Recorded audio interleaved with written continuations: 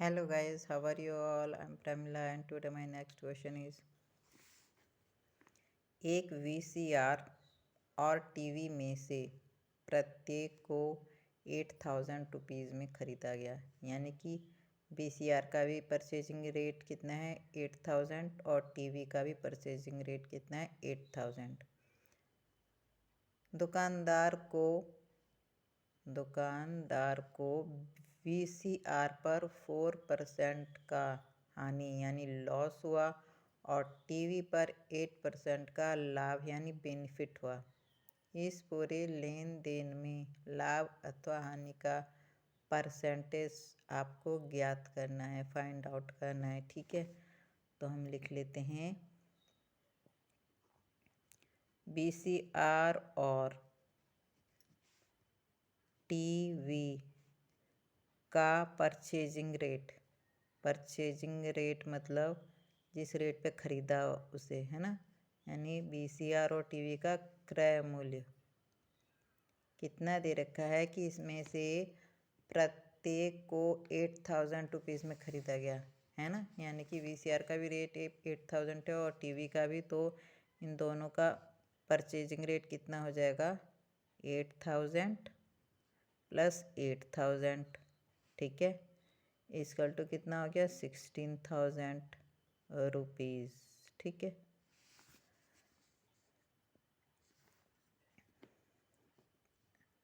तो अब क्या करेंगे, दुकानदार को वीसीआर पर इतने परसेंट का 4% का हानि हुआ और टीवी पर 8% का लाभ हुआ। तो हम पहले क्या करते हैं, इनका जो है कि विक्रय मूल्य फाइंड आउट करते हैं, क्योंकि लाभ और हानि तो तब पता चलेगा ना जब हम इसका सेलिंग रेट फाइंड आउट कर लेंगे कि भाई कितने कितने क्या इसका सेलिंग रेट है, तभी तो पता चलेगा ना कि कितने पे हानि हुआ, लॉस हुआ या बेनिफिट हुआ। तो हम इसका पहले क्या कर लेते हैं, सेलिंग रेट निकाल लेते हैं। तो वीसीआर का सेलिंग रेट यानी विक्रय मूल्य,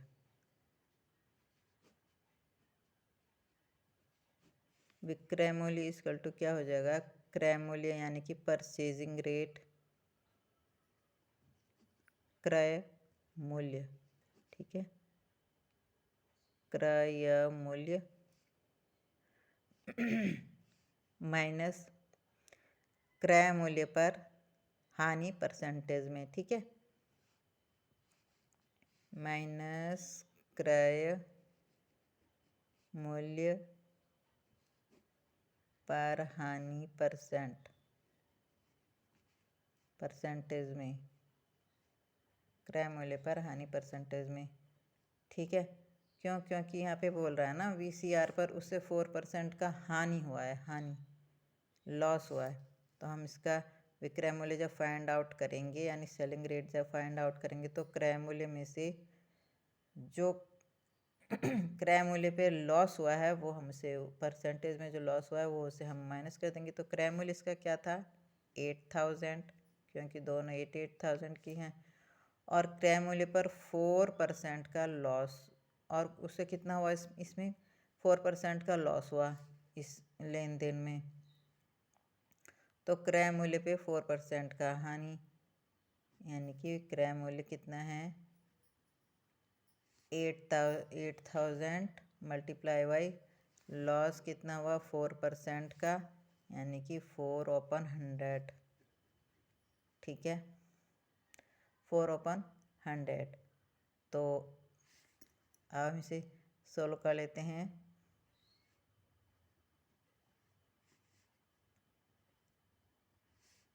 इस जीरो से ये जीरो कट जाएगा, इस जीरो से ये जीरो कट जाएगा, यहाँ हो जाएगा 8,000 माइनस 320 है ना, 8×4 = 32, तो 320 इक्वल टू ये आ जाएगा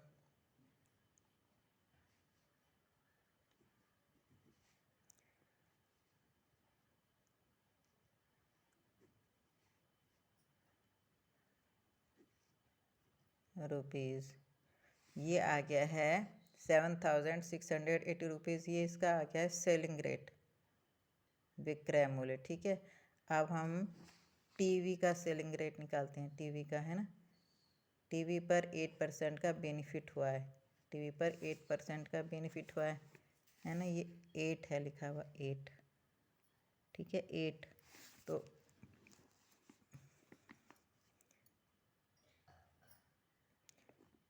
टीवी का विक्रय मूल्य यानी कि सेलिंग रेट, जिस रेट पे वो बेचा गया, इक्वल टू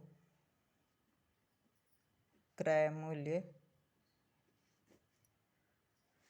प्लस क्रय मूल्य पर लाभ, क्रय मूल्य पर लाभ यानी बेनिफिट परसेंटेज में, ये परसेंट का साइन, ठीक है, क्योंकि इसे इस पर बेनिफिट हो रहा है इसलिए प्लस करेंगे, प्लस, ठीक है। तो क्रय मूल्य है इसका 8000 रुपीज़ और प्लस क्रय मूल्य पे लाभ यानी कि 8000 का 8%, 8000 का 8%, ठीक है।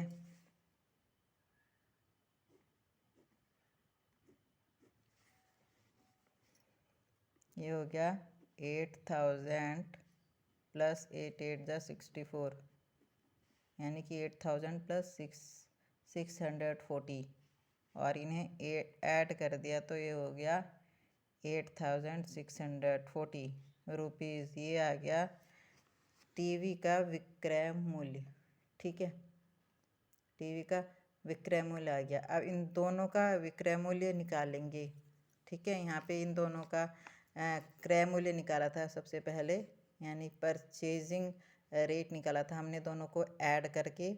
अब हम इन दोनों को ऐड करके, इन दोनों का जो सेलिंग रेट ऐड करके दोनों का एक साथ सेलिंग प्राइस निकाल लेंगे, ठीक है। तो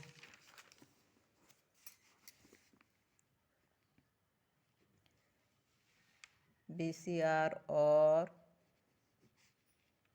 टीवी का कुल विक्रय मूल्य, कुल विक्रय मूल्य यानी सेलिंग रेट, विक्रय मूल्य इक्वल टू, इन दोनों का ये वो कर लेते हैं 7680 और 8640, ठीक है। तो इन्हें हम ऐड कर लेते हैं,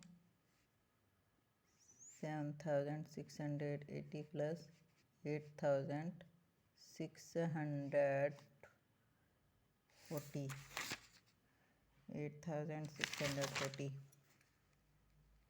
8640 दोनों को ऐड कर लेंगे,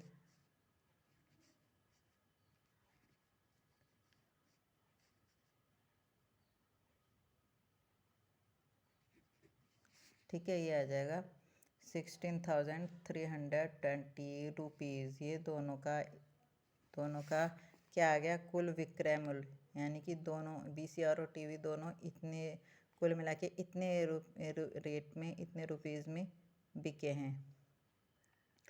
तो इसे इस पे कितना बेनिफिट कितना हुआ, बेनिफिट करने फाइंड आउट करने के लिए लाभ इक्वल टू विक्रय मूल्य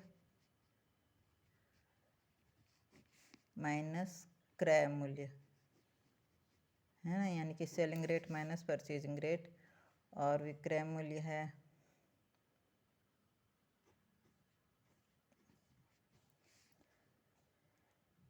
क्रय मूल्य इसका कितना था। तो मतलब ये जो हम बेनिफिट निकाल रहे हैं ये टोटली का निकाल रहे हैं, तो टोटली का इसका हमने क्या लिखा, विक्रय मूल्य और क्रय मूल्य दोनों का क्या था, 16,000 था, है ना। तो यानी कि दोनों को बेचने पे कितना बेनिफिट हुआ, बेनिफिट ही तो निकालेंगे ना, क्योंकि ये क्या है, विक्रय मूल्य ज़्यादा है और जो क्रय मूल्य दोनों का था परचेजिंग रेट वो कम था, तो बेनिफिट ही होएगा ना।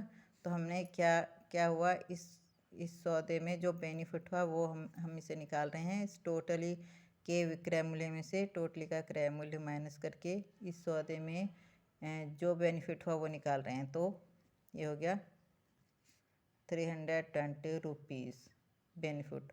और ये जो बेनिफिट है इसे हमें किस में निकालना है, परसेंटेज में, ठीक है। इस पूरे लेने क्यों क्या बोला था इसमें, इस पूरे लेन देन में लाभ अथवा हानि प्रतिशत ज्ञात कीजिए। तो इस पूरे लेन देन में हमें क्या हो रहा है, बेनिफिट हो रहा है, वो कितने परसेंटेज में हो रहा है वो हमें निकालना है। क्योंकि इस पूरे लेन देन में बेनिफिट ही तो हो रहा है ना, क्योंकि दोनों का सेलिंग रेट ज़्यादा आ रहा है तो बेनिफिट हो रहा है। तो उसे परसेंटेज में निकालने के लिए अब उसे परसेंटेज में निकाल लेते हैं। तो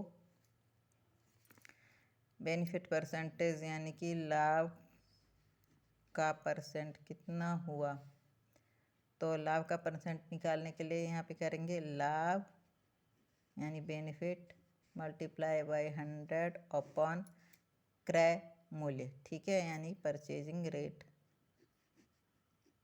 ये इसका फॉर्मूला है लाभ परसेंटेज का निकालने के लिए, ये फॉर्मूला है। तो लाभ यानी बेनिफिट कितना हुआ 320 का, तो 320 मल्टीप्लाई बाई 100 और क्रय मूल्य दोनों का 16,000 था, क्योंकि दोनों 8,000 के थे ना।